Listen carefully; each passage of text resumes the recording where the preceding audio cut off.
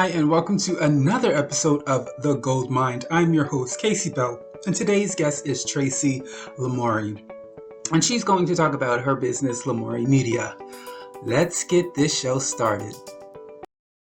So, as an entrepreneur, were you raised in an entrepreneurship family? I really wasn't. And that was something that was really a learning curve for me when I started, when I started realizing that what I do could actually be monetized, things that I had learned to do from advocacy work. I started working as a freelancer at first. So it wasn't really in my mind to start a business. And it was a friend who saw how successful I was kind of ramping that up so quickly. She was like, no, you really need to up your game. And we weren't even thinking about incorporating then. She just said, but go and register your business. So at first I was a freelancer for about 2 years. And then I worked we kind of had a general partnership, myself and my husband, Dave Parkinson. And then during COVID, we literally scaled up and incorporated. So, and I often talk about how, or not often, but a couple times I'd mentioned that how that was a mystery to me. The whole back end of the company is a mystery to me. I was really good at what I did. I would have probably, my comfort zone would be a freelancer forever. Because I just didn't understand the whole, and then, just all the different reporting when it comes to incorporating and all that was intimidating to me because we all don't know what we don't know. But I'm really grateful that my friend, and then more recently, my business consultant, Jay McCormick, really pushed me because she said, no, you're just up here and you're acting like you're down here. So we finally, I learned that, but no, so I didn't grow up in an entrepreneurial family, and I wish people were taught that more, because I think so many of us all of us were just taught to be on that employee track. And now that I am an entrepreneur, I look at that and I think, oh man, that is so limiting. And people just lock themselves into this thing thinking that's security, when in reality, it only takes one guy, one boss to pull you into his office and say, we don't need you anymore. 2 weeks, your whole life has changed. I have 38 clients. If 10 of them drop me tomorrow, I would survive. If 20 drop me tomorrow, I would survive and find while I found others, So I did not have that entrepreneurial mindset, and I'm so glad that I was pushed into it and I learned that. So, other than people in your corner, would you say that was the only thing that helped you conquer the fear of going into entrepreneurship? Because that's the main reason why most people don't, is the fear of the unknown, of the back world of business. So what would you say, other than your support that said, I'm going to do this regardless of the fear? It's like when I suddenly had that light bulb moment, and it was 10 years after. I'm a publicist, and it was 10 years after I'd been doing press releases for things I cared about. I literally learned how to write a press release to get a message out about an issue I was working on and people that I, like something I actually cared about.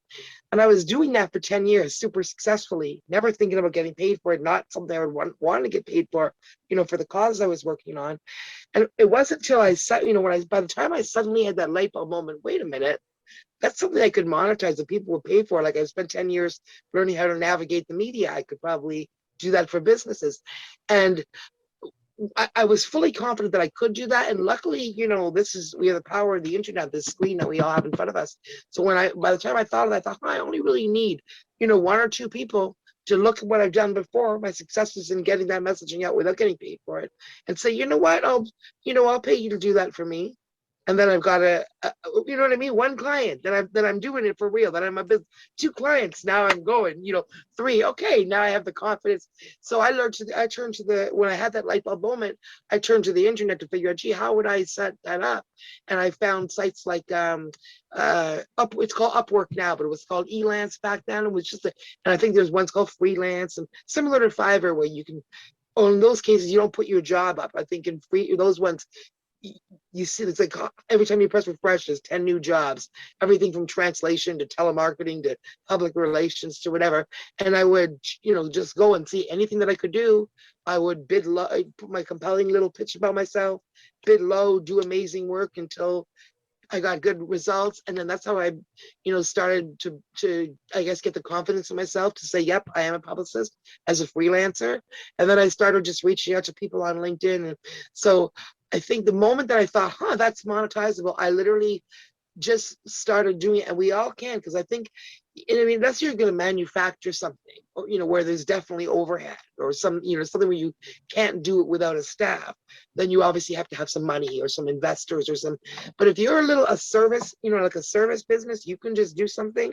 Don't overthink it. People sit there for 3 or 4 years and think, oh, once I save up enough money, when I have the money for this, that, and that, all you need is your computer, your internet, your brain, your strategy, one customer, start.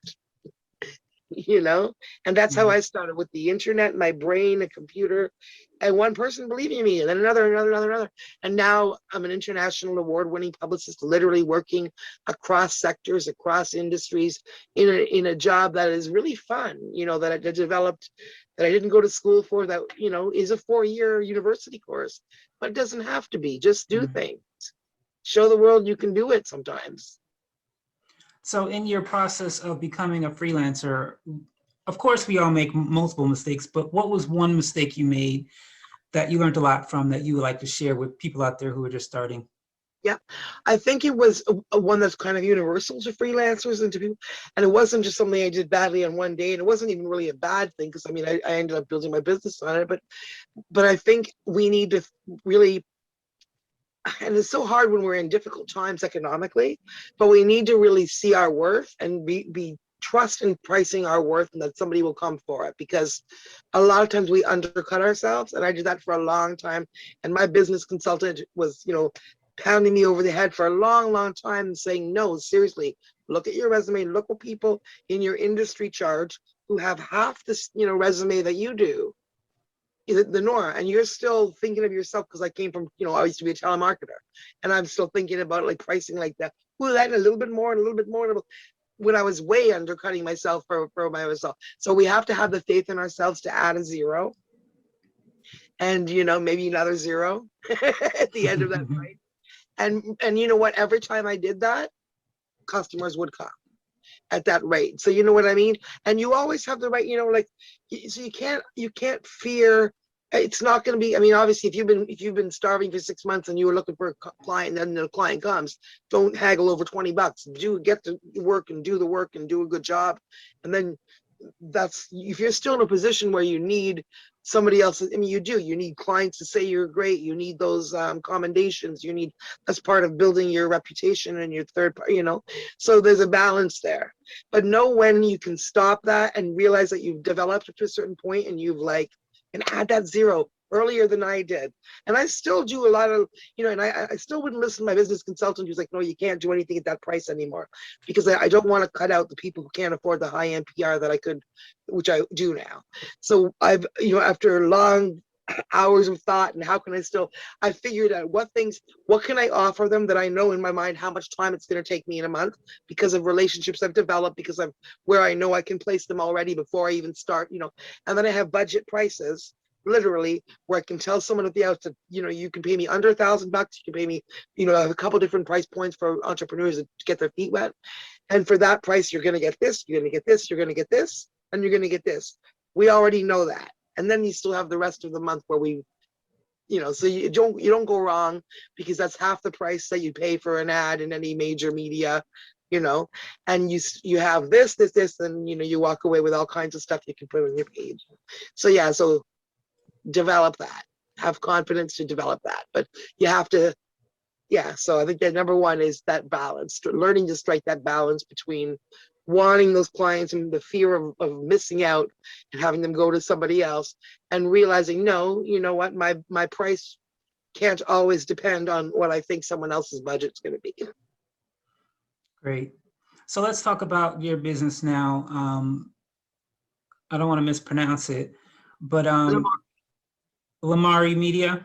Got it. Yeah. So tell us just a little bit about what you do, and if a client came to you, who are your clients, and what can they expect from your services? Yeah, sure. I'll tell you briefly who they are and then what kind of the brief process how they come. So as a publicist, everyone expects, I do work with people in film and television and music and, acting and all that stuff, and authors and public speakers. That's one big part of it. And that's what people expect, right? But the other side of it is anybody, any expert, any entrepreneur, any executive. If you look at my client list right now, the people that you may not expect, right? I have a, real estate agent. I have a personal chef. I have a private investigator. I have a neuromarketing expert. I have a forensics expert. I have integrative medicine expert. I have a psychologist. I have a burnout expert. I have a personal coach. I have a diabetes expert. And these are all people that I've got, a celebrity hairstylist that I've gotten in media, from New York Times to Oprah to Oprah.com, not the TV show because it doesn't exist anymore, but Oprah.com, Reader's Digest, New York Times, The New Yorker, and beyond. I've got a list of, 20, 50, all kinds, just on the regular. And that's just right across industry. So there's opportunities no matter who you are to get quoted. So when someone comes to me, a real estate agent, or if I talk to an expert, I'm like, gee, how come you're not getting quoted in media? You've been doing this for 20 years. And they're like, huh, why would media want to talk to me? Because people often think about themselves as, I'm just whatever. And it's those people on TV are different. The people that I see, reality is the people that you see on TV in your industry or in other industries, there aren't, other than actors and musicians, obviously. The only reason they're there and you're not is not because the media looked far and wide for the best in their field, or no, it's because they had a publicist putting them up in front there. They suggested a story, so they're the star of the story. Along those, that kind of thing. So my job is to find opportunities, public opportunities, whether it's media, interviews, podcast, meeting, radio, television, newspaper, magazines, whether it's podcasts, which are absolutely fantastic. They're not, I've been telling clients now, they're not less than other media. They're a new media, and they hit all kinds of points. I always just thought of them as media because I'm a media girl. And then when I started doing them as a business to business service provider, oh my God, I see, and I don't even do advertising, but I see it's giant marketing and it's insane networking these days. Like, I have had podcasters hire me, and I wasn't even looking for that, right? I've had podcasters recommend me. I've had listeners hire me. So there's a huge, especially the business right now, as we're all sitting there, this screen in front of us, trying to figure out how to navigate this new world and what we can do. And, I guess my message is a particularly good one for people that want to be heard, and podcasters want to be, obviously they're there because they want to elevate their businesses and such. But for anybody doing B2B stuff, it's, doing podcasts, being a guest on them, having your name, when you search your name, 20 guest appearances come up for podcasts. That's gold. That's credibility gold that brings you more customers. It impresses investors, gives you the corner office. It gives you the raise if you're on the corporate track. So it's and it's something that people really don't think of. So when they come to me, we talk. First of all, send me any business bio that you already have. I'm going to make it more compelling. I'm going to make it punchy. I'm going to make it like a pitch. I'm going to prepare it. So I'm going to send it to the number one, we're going to write media and press releases and all that, and introduce you to all the media in your area, and think of we'll think of an angle that makes you relevant. You're the expert in this, and this is what you're saying about whatever topical thing. And then I'm going to be combing all these opportunities, looking to see all these different sources that publicists have, like Help a Reporter Out and Source Bottle and all kinds of things, where we look to see what reporters are going to be writing stories about, and they're looking for sources so we can get our client in there. I look for awards opportunities. Everyone knows about the awards in their industry, but I don't care who you are. There's a bunch of awards outside of the industry that you can qualify. If you're a woman, there's a ton of things on. And I didn't realize this till I got the Woman of Inspiration. And I started thinking, Jesus, what kind of other awards are there? And I started Googling things like that. Women of Inspiration, Women of Influence. There are so many on international levels. Any woman in any industry, if she's listening right now, there's one by L'Oreal. I don't know anything about it other than it's some big prize, cash prize, and they take you to France in a normal non-COVID. I don't know what they're doing right now. It's probably all virtual, but they take you to France. They do all that, and it's and it's open to women around the world across industries 90% of us don't know about that. Who knows about it? These elite few people that know about it, and they all get. So no, I get them in the mix. I get my clients noticed. I get them on stages, build up, opportunities for them. So basically, I open up the world, by presenting them. I always say elevating and celebrating what they're doing. No matter what it is, they're the celebrity real estate agent now. They're the celebrity hairstylist. They're, because I'm going to get them quoted in the media. I'm going to get them, all those things to support that claim. Cool. It's fun. Every hit is like, oh, I got you in Reader's Digest, and I'm waiting for them to wake up. It's 2 a.m, and I get the yes from the reporter, and I'm waiting for the client to wake up so I can jump up and down along with them. So, out of all the people I've interviewed, doing my YouTube shows, I think you're the only one who could say that the pandemic actually helped you more, because prior to the pandemic, even though they did have video interviews, like if you were a musician, you went to California and you went on that California show, and then you had to get on a plane and go to New York and do that New York show, and then you had to go to this place. Now they don't want you to move, they want you to stay home. So now not only do you have more, you don't have to go anywhere, you have more access not only in your own country, but across the world. You can do interviews everywhere. So was that the first thing you saw, was like, wow, were you first scared, or did you realize this is better now? It was terrifying. Casey, was terrifying at first because I lost probably about 80% of my business, because at that point I had a lot of stuff planned for the year, like the previous year, travel. I was supposed to be on a reality TV show, me and my husband playing the, who we are, the PR people. There's a new show that we're going to have 6 different kinds of bands, like different genres, traveling on a bus across the 6 cities across the U.S. And they said, oh, you guys are really TV-ish. They wanted us to come and just be ourselves, say to the bands what we would do normally to kind of give an insight on that side. And so we were supposed to be traveling, and there was all this, so everything that we had planned, all of a sudden we were like, okay, that's not happening. Now there was a festival, like festival in Kansas City I was supposed to be running, and I was supposed to have a little office there, and oh my gosh. So like everybody else, for the first 2 weeks, I was like this, staring at the computer, like listening to watching all the leaders stateside, so-called leaders, state crazy ones, and everybody see what they're all saying about the pandemic. And then I realized, okay, stop. If I've lost 80% of my business, I still have 20%. And instead of sitting here staring at the TV and freaking out, I should go back and just do the 20%. And as soon as I started doing that, then I started thinking first, okay, well, I should reach out to some authors, because, we can't just watch Netflix all the time. Maybe this will be a good time to promote the authors. So, then one led to another on that. Then all of a sudden, I guess people are starting to, as they lost their jobs, they're looking for, or doing small things with their business, or pivoting their business, or they needed to get messaging out. So I was able, luckily, to pivot to, a whole bunch of other things that still needed messaging. So, yeah. I've been lucky. I'm like, the thing is, the reason I'm good at my job, Casey, is because I'm strategic. And I'm smart, and I just don't stop. You know what I mean? Like, and I do that for all my clients. So if there's going to be a wall, I'm going to find a way. If I can't smash it down, I'm going to find a way to go under it, over it, whatever. So what I've been doing, that's the way you got to do. And what I've been doing during COVID, this is how I discovered the power of podcast myself, because normally I'm just booking my clients on things.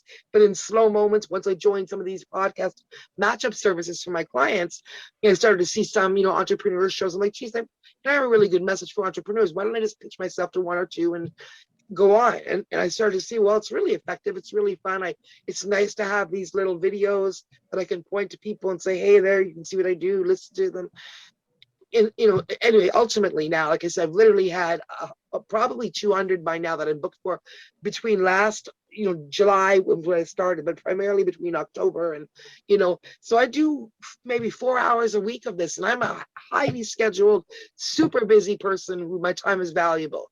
But I find it's worth it. It's really worth it for so many different reasons. And now you Google my name, you don't just have all this work I've done before, all the articles I've written.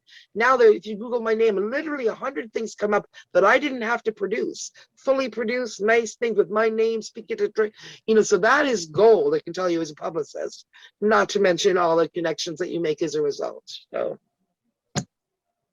it's definitely, I've found ways. So in the end, yes, and so many more people are doing podcasts now, and people are listening. So many more people are listening to podcasts and taking them seriously. It actually is a fifth media now. It's not just like a junior. It's literally radio, television, newspapers, magazines, podcasts. That's all equal. They're all different, and they're all equal. And I pitch my clients to all of them. And even in for anybody listening, whether an entrepreneur or podcaster or yourself, it doesn't really even matter. As long as it's well produced and professionally done, it doesn't really matter if it's got 500,000, top 40, iTunes, whatever, or if it's just a podcast just starting out. This is important when you're thinking about developing your thought leadership. It doesn't matter how many views they have. It doesn't matter how many listeners they have, because number one, the first time listener, it doesn't really matter who's listening when you first upload it.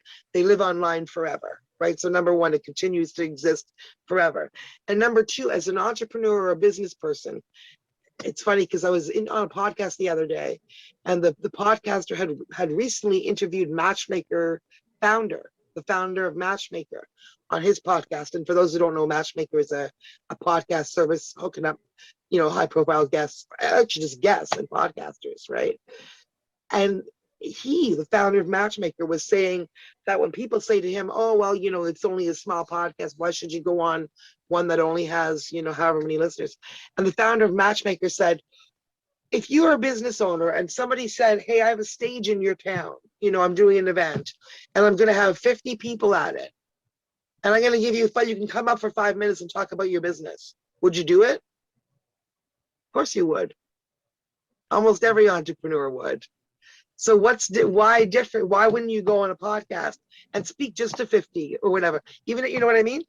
Even if it's just that 50, which is what you're thinking, even though later what you don't realize is it's much more than that 50, because it's the credibility of putting it on your webpage, where it doesn't matter how many people listen to it, but it's that third party credibility that somebody else interviewed you, and then you also, you know what I mean? So there's a lot of components to it that people don't realize that are important, and it's worth doing.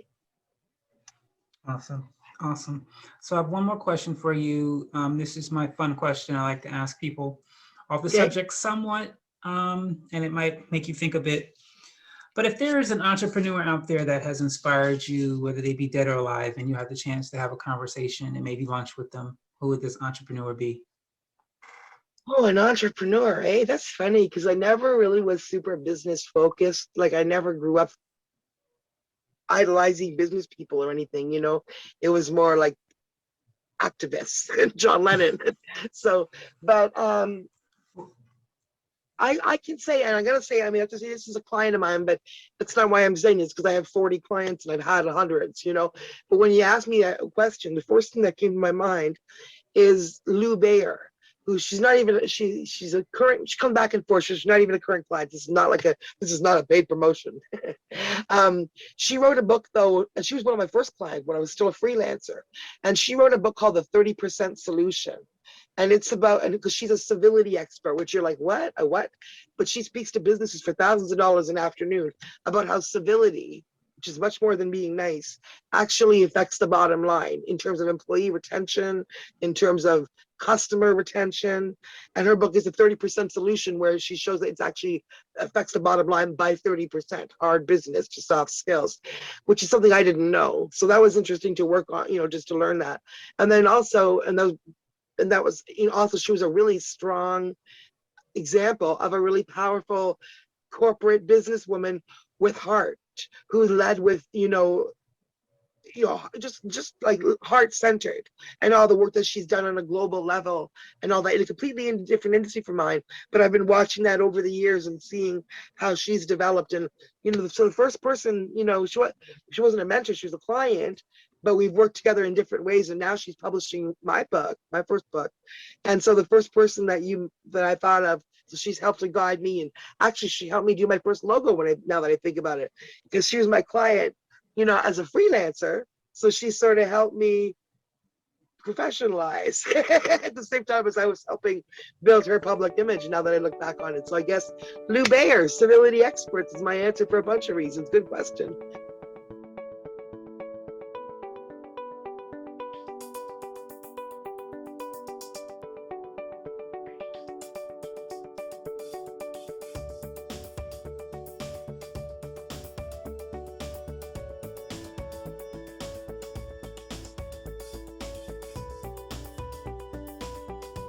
That is all the time we have for you today on The Gold Mine. I want to thank our guest Tracy Lamourie for stopping on by and sharing her journey with us. And of course, you, the audience, thank you so much for stopping on by and watching. Have a great day.